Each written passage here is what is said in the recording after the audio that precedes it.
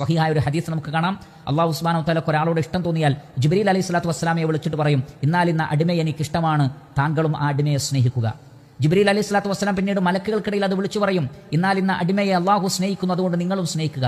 അങ്ങനെ മലക്കുകൾ മുഴുവൻ ആ അടിമയെ സ്നേഹിക്കും. സുമ്മ യൂദഉ ലഹുൽ ഖബൂലു ഫിൽ അർദ്, പിന്നീട് ആ വ്യക്തിക്ക് ഭൂമിയിൽ ഖബൂൽ, ഒരു സ്വീകാര്യത, ഒരു ഇഷ്ടം, മഹബത്ത് ലഭിക്കും. ഇങ്ങനെ മലക്കുകളാൽ സ്നേഹിക്കപ്പെടുന്ന അവസ്ഥ ഉണ്ടാകുന്നു.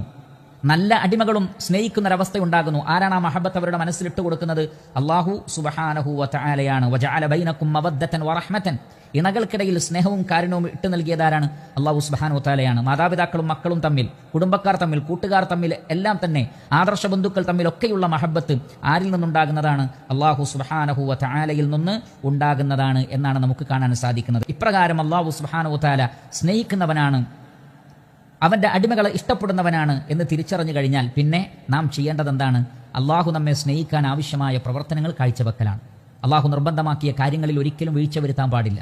അള്ളാഹുവിന് കോപമുണ്ടാക്കുന്ന, അവൻ നിഷിദ്ധമാക്കിയ ഹറാമായ കാര്യങ്ങൾ ചെയ്യാൻ പാടില്ല.